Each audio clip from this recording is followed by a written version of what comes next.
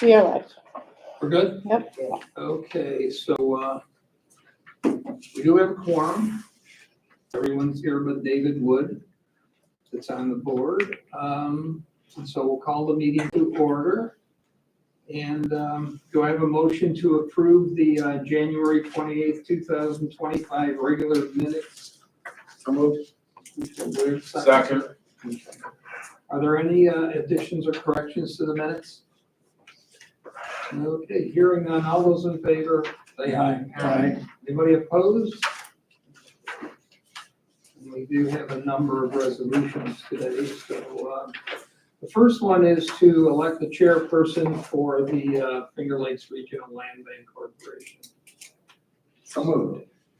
See your name on it, it's good. See, right? Oh, I gotta get the resolution out. So, okay, so we've got the resolution for Frank Seneca to be chairperson. Is there a motion and is there a second? I'll second. Okay.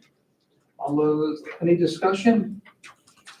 Nobody else is coming out of the woodwork, so. All those in favor say aye. Aye. Anybody opposed? The next resolution is to elect a vice chairperson, and the recommendation is Jill Henry, so, oh, wait a minute, I'm just doing them in order here, and the resolutions are, this is for Mike's schedule, so I can jump around. Oh, what? Something happened. Who's out of order? Yeah. Fine. Do Do we want to follow the agenda or the packet? What you guys prefer? Follow the agenda?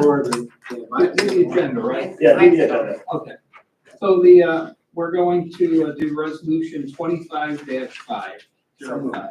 Elect the vice chairman, Jill Henry. Got a motion, a second? Is there any discussion on the motion? Okay, hearing none, all those in favor of appointing Jill the vice chair, say aye. Aye. Anybody opposed? Okay, the next is 2506, that's to elect the secretary. And that would be, the recommendation is Caitlin Ryan. Is there a motion? Motion. For a second? Okay. Is there any discussion? Anybody? Okay, hearing none. All those in favor of appointing Caitlin as the secretary, say aye. Aye. Anybody opposed? Next is 25-7, elect the CFO treasurer. It's being recommended that Mike Scaglione be the CFO treasurer. Is there a motion for that? Motion. Is there a second? Second. Second. Is there any discussion? All those in favor of Mike Scaglione as the CFO treasurer, say aye. Aye. Anybody opposed? Next is resolution 25-08 to elect a CEO president. And the Land Bank is recommending Joe McGrath for that position. Is there a motion to appoint Joe? Motion. A second? Second, okay. Is there any discussion? Okay, hearing none. All those in favor of appointing Joe McGrath as the CEO president, say aye. Aye. Anybody opposed? Okay. Next, we have the creation of the governance committee. That's resolution 25-09. And the committee has been, for the last few years, has been Jill Henry, Frank Seneca, and Les Marquardt. Is there anybody have an issue with that committee or somebody want to join? Okay, so the Land Bank is making that recommendation. They have the governance committee is Jill Henry, Frank Seneca, and Les Marquardt. Is there a motion for that? Motion. Is there a second? Second by Don. Okay, is there any discussion? All right, hearing none. All those in favor of the governance committee, say aye. Aye. Anybody opposed? Next is resolution 25-10, the creation of an audit committee. As the other, the last few years, it's been Jill Henry, Frank Seneca, and Les Marquardt. Is there anybody else interested in being on that committee? Okay, so the Land Bank is recommending those three persons for the committee. So is there a motion for those three? Motion. Is there a second? Second. Okay. All those in favor say aye. Aye. Anybody opposed? Just a quick stop here. The governance committee did meet the other day. It was this week, right? Last week. Last week, okay. So are you gonna give a little report on that? Yep. Okay, so there will be a report on that. We did meet, and Joe will go over that. Okay, next, authorization to check signers for 2025. It would be the chairman, the vice chairman, the CEO, and the CFO. Those are the four people that are authorized to sign checks. So that's what it's been for the last few years. Do I have a motion to have that? Motion. Okay, is there a second? Second. Is there any discussion on the people that are signing the checks? Okay, the audit was good. We got not even any recommendations. I've never seen an audit like it. So, I've never had. So all those in favor, say aye. Anybody opposed? No one's opposed, okay. The next is 25-12, re-adopt policies. So those are the policies the governance committee went over? Correct. Okay. So you want to talk about them before we do anything? Sure. Before we vote on them? So they are the acquisition, disposition, investment, and procurement policies. Every year, for the authority's budget office and PAAA compliance, we need to review and re-adopt these policies. The first step of that was the governance committee meeting that we had last week. There was no recommended changes at this time. So now they're here at this board for re-adoption. Okay.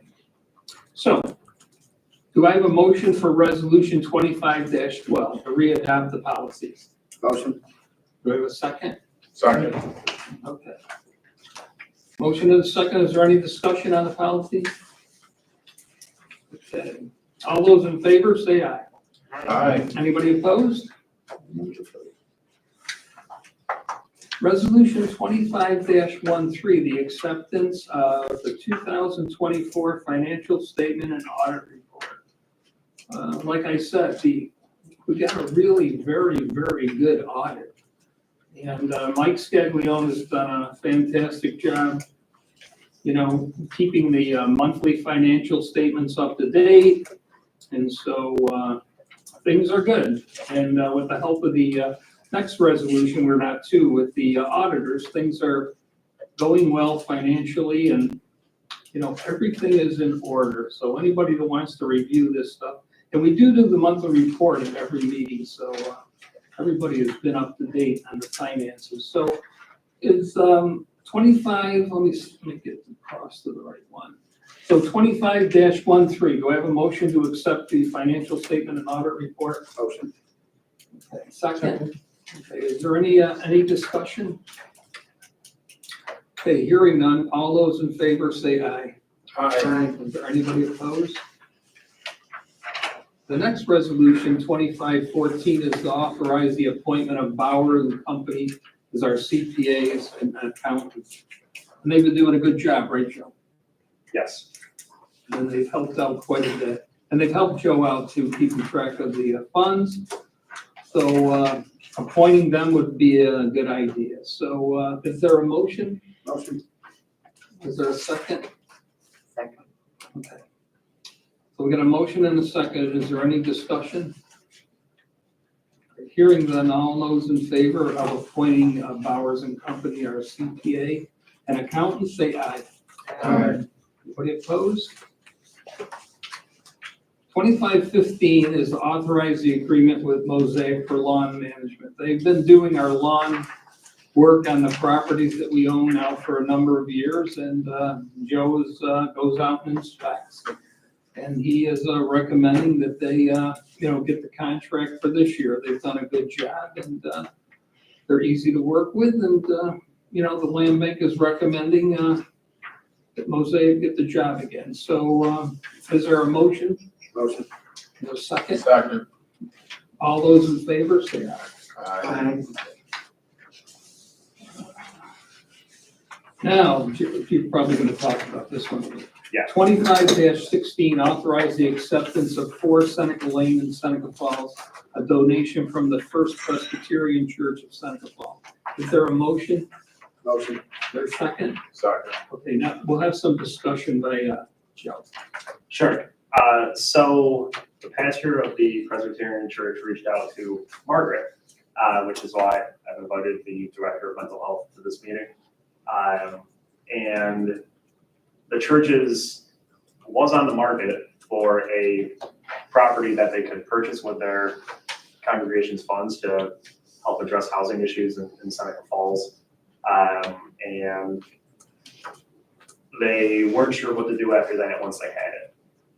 And reaching out to Margaret reached out to me and invited me to the meeting. We had a conversation of what their options could be. And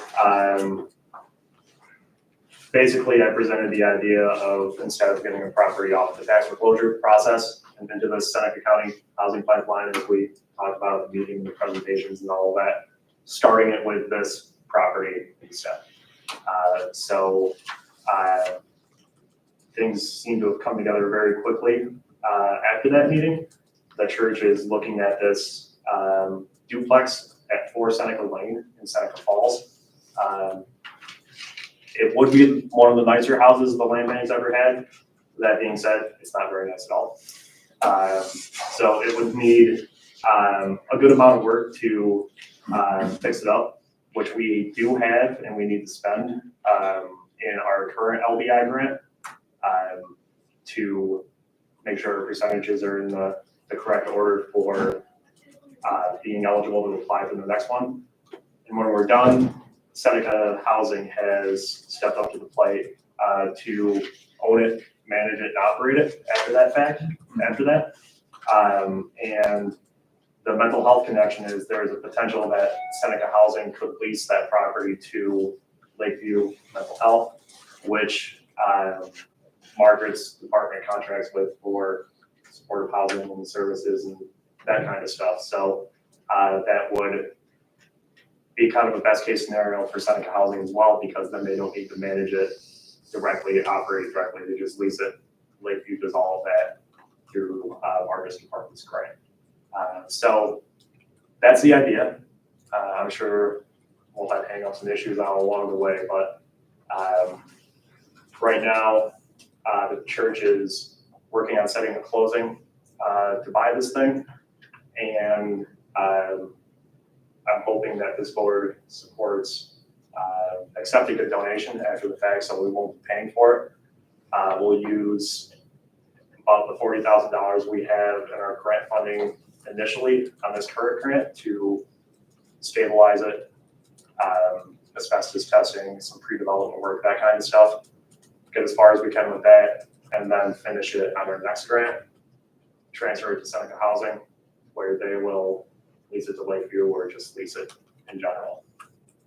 And that's the idea. Is there anything you'd like to say, Margaret? I think it's really exciting. I hope that it will be approved. We do have a need for, in particular, for transitional housing for people. And this could serve that purpose. When Joe speaks of a grant, what he's really talking about is state aid that we get annually from the Office of Mental Health. And right now we give quite a bit of money that's pass-through dollars, passes through my office or passes through the county to Lakeview Health Services. They have extensive experience operating housing for persons who have mental health disorders, and they, depending on what level of care it would be, whether these would be transitional apartments or treatment apartments, there is case management associated with this to support people. These are people who are already living in your community, living in our community, sometimes in hotels or couch surfing, and this would provide them an opportunity to live in safe, nice housing with supports to eventually transition them into independent living. So that would be the goal if the funding for those apartments came through the Office of Mental Health or through my office. Does anyone have any questions for Joe or Margaret at this time? Margaret, would you be doing the recommendations then on who should be residing there? Is that how that would work? No, Lakeview, so referrals. Yeah, would come- referrals. Yes, So you referrals, would be part of that? yes, referrals would come through my office, and again, Lakeview has a very, they have a really good triage process, like people have to have a plan for afterwards. There's lots of rules. The funding that we would pass through to them would take care of any damage that might happen in the house. It's a great opportunity for Seneca Housing because it's guaranteed rent for a full year, whether someone's there or not. So. And I believe that when Habitat for Humanity was operating, if they had a vacant house, they would do the same thing with Lakeview and the mental health department. And when a new one of these units comes online, am I wrong that expanding, I'm gonna keep calling it a grant, but I don't know. That's okay. Expanding the grant or the contract for the state aid, like it has to go through the board of supervisors every once in a while, when that new service unit opportunity arises? So if there's new state aid that comes through, then we annually go to the county board to, approve us passing dollars through. But it's actually the Community Services Board Okay, who directly oversee all of that funding and the services that funding supports. Okay. If that makes sense. And the Community Services Board is a board that oversees the mental hygiene department. which we have an MOU with, but basically outlines a very similar process that we're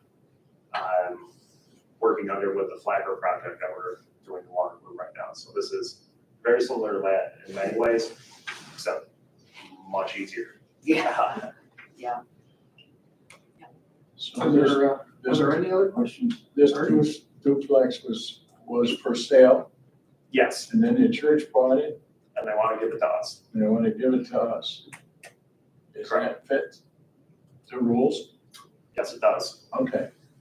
Just, why couldn't we pick it up without the church having to go ahead and buy it? Because then we would have had to pay for it.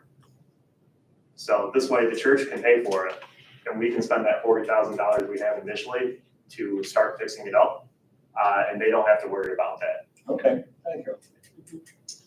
Do we know about how much it's gonna cost to fix this? Like, did you get an estimate on it? I went and looked at it. I mean, it's nothing that you would want to move into tomorrow, but it's not as bad as like 16 Barker Street or 156 Fall Street or any other habitat houses we've done. Yeah. But I'm expecting it being in Seneca Falls and near those other two, we're probably gonna have to do the full asbestos treatment and gut it in that way, which is probably good in the long run because it needs electric and it needs plumbing and it needs all that stuff anyways. So we'll start that process, and we have basically the money we had set aside for that purchase offer to the town of Lodi for those lots that are stuck in legal limbo down there. We need to spend that, get it out the door. So essentially, we're looking at that piece of the budget and that grant to start this project, looking at the next grant to finish this project and hopefully acquire those properties out in Lodi, whatever we can. It'll be like a phase 1 and 2 of this project, then, Yeah, with money wise. money-wise, yeah. Are there any other questions? Anybody have any questions? Bob? Jeff? Good. Okay. All right. So we've got a motion and a second. We've had some discussion. So all those in favor of getting this property as a donation from the First Presbyterian Church, Seneca Falls, say aye. Aye. Aye. Is anybody opposed? Okay, no one is opposed. Thank you, Margaret. Yeah. Thank you. Yeah, yeah. Thank you, that's great. As long as you're gonna have your hands in on this. Yeah. We trust you. Oh, uh-oh.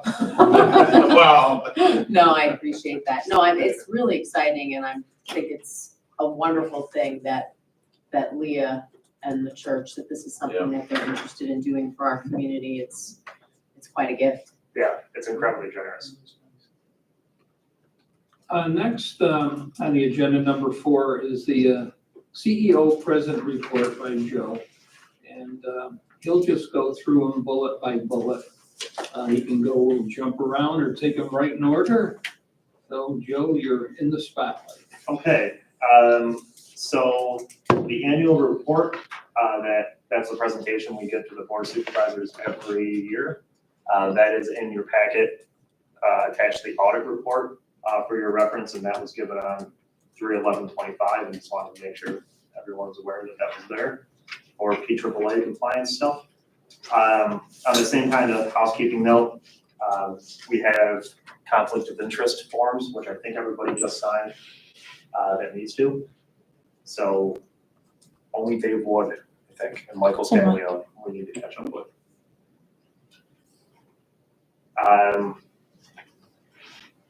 Board member trainings for public authorities. Believe this needs to be done biannually, and we have a list someplace of who needs to do that, and we'll follow up with board members and give an update next meeting on that of who needs to complete their training requirements. All right. Project updates. Received word this morning from Melissa, who heard from the Rural Housing Coalition that our small rental development initiative grant application for the Overton Willard projects was awarded, which is great. It was the big piece of funding that we needed to pursue those 7 units in Overton Willard. So we haven't gotten official word yet or any announcement from HCR.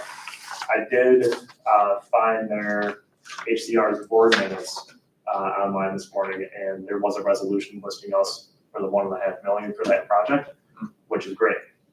So that bodes well for being able to do that project.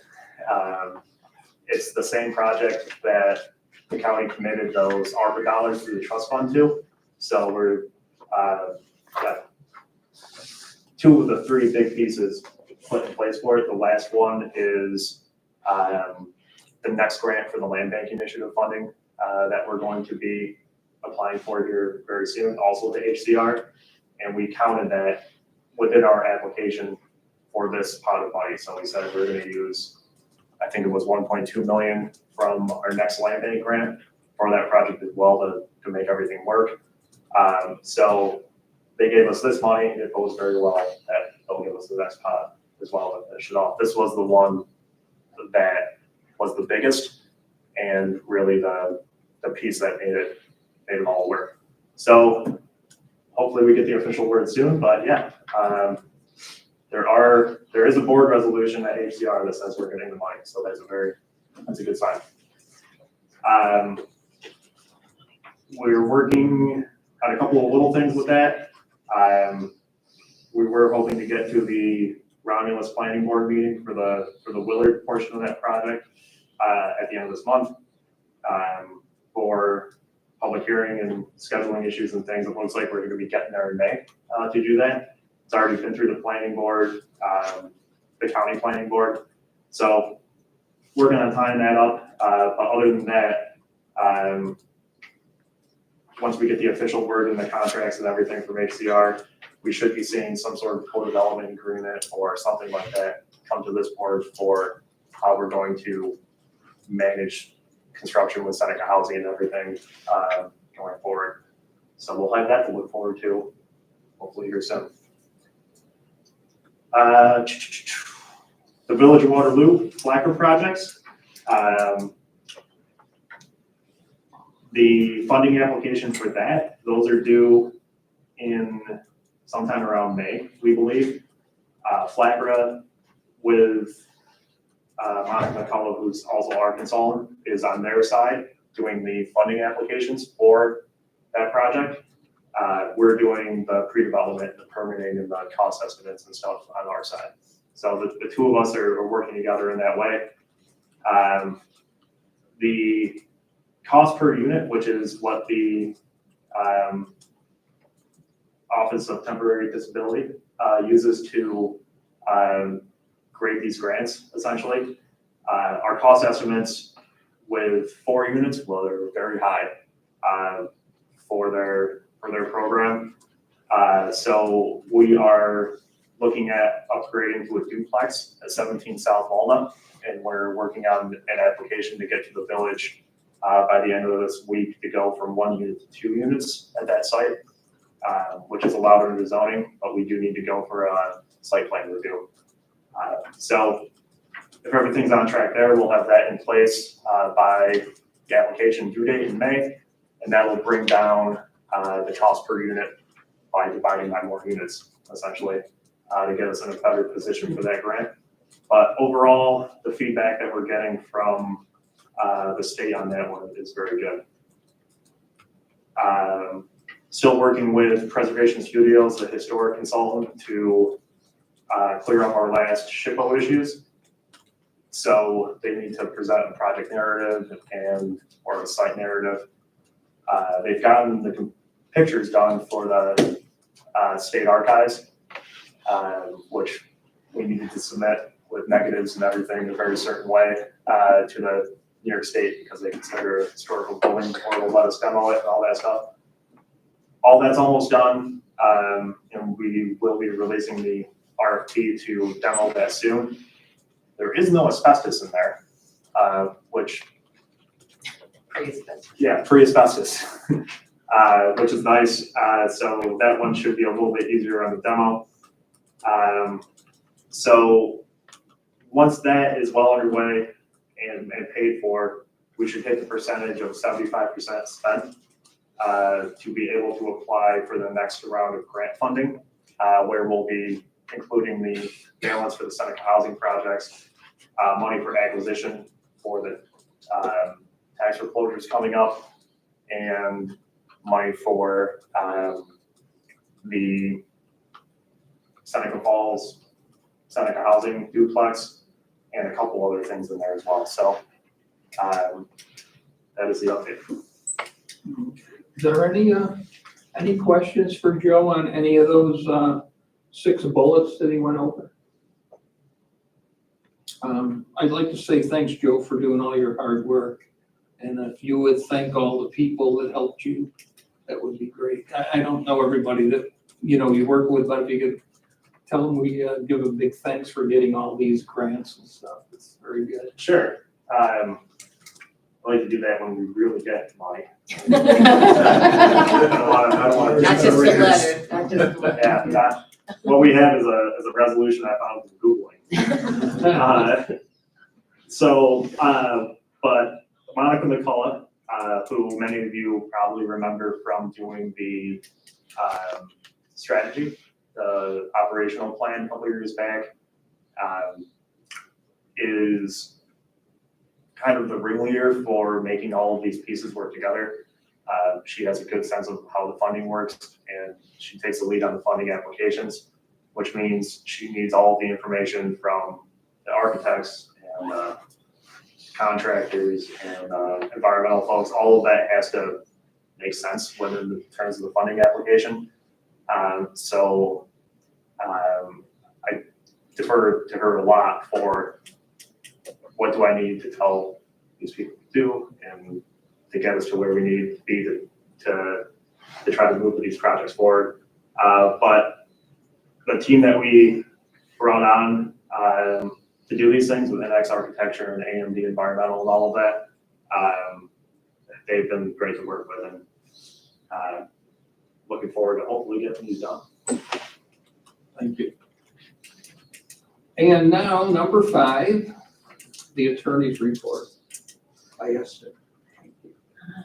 The only thing I would add, is at your last meeting, you approved the transfer of that small piece on railroad plates. I think we'll close on that at the beginning of April, so by the time we're at the next meeting, we'll be able to report out on that, but that's all moving forward just fine. And then we'll be involved with it, now that you've approved the Seneca Lane property, we'll be involved in putting that all together, I would think. That's all. Okay, thank you. And Michael is not here, and I'm assuming you're gonna be Michael, right? I will try. So the biggest thing you report in February, so all these grants are reimbursement based. So we pay up front. We have to apply to the state with all of our MWE documentation and receipts and bag of paperwork. And if they approve all of that, they send us the money back. So we received our second reimbursement of $132,550 or something like that. Sometime in February, you'll see it under the HCR Phase 2 bank account. That's been transferred back into our general checking because it's our money back. And that's essentially our operating account. Everything else is more of a pass-through situation with these grants. So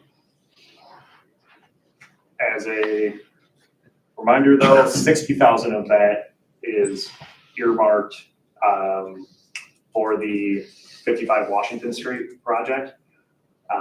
That 60,000 came from Wells Fargo with the donation when we acquired that property, and we're moving that on as to the terms of that donation or the spirit of it at least to deal with that property to help make that project come to completion at the end. So 60,000 of that bank account is kind of already spoken for. And that's my treasurer's update. Okay, very good. So, is there a motion to approve the treasurer's report as read? Motion. Okay, is there a second? Second. Okay. We got a motion and a second. Any comments or questions? Okay, all those in favor, say aye. Aye. Anybody opposed? No one. Is there any new business by you, Joe? I hope not. Is there any new business anybody here on the board would like to talk about? The Virginia Street property, 22-26, do we have any updates on that? Kind of, Bowling alley. yes. Okay. Yeah, I mean, it could be quick, I don't know. I have it as a thing to investigate more fully, and pay people to do that on the next grant somewhere in there. Don and I have talked a lot about it. There is a conversation about to deal effectively with the bowling alley. What's causing the problems is the dry cleaner next door, and they really need to be looked at together. And we've had conversations about strategies to do so. What we need to sort out a few things to really pursue that in that way. One is our DEC agreement. So Board of Supervisors authorized this, essentially a agreement not to sue or hold liable when the land bank or the county acquires or forecloses on a brownfield property, if you meet these certain conditions. They authorized signing the deal. We got the agreement signed. The next part was a list of properties that the DEC approves to be covered by this agreement. To do anything down there, we need the DEC to approve that list of properties, which they have not done, despite many follow-up efforts. So, yeah, Still a work in progress. still a work in progress. Okay, thank you. What's created the problem is the solution that the dry cleaner used, right? I don't know anything about science or. There must be some research there. Yeah, I don't know if it was, I know it was a chemical that was used in dry cleaning, TCE or something like that. And I'm not sure if it was like a gas that was released when they were dry cleaning things, or if it was a liquid that they spilled or dumped. How it came to be, I'm not sure, but Alrighty. Good luck. Alrighty, is there any other new business that come before the?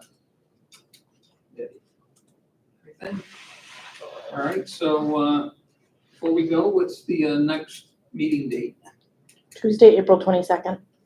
April 22nd. Alrighty then. Is there a motion to adjourn? Is there a second? Second. All those in favor of adjourning, say aye. Aye. Process is very efficient. Well done.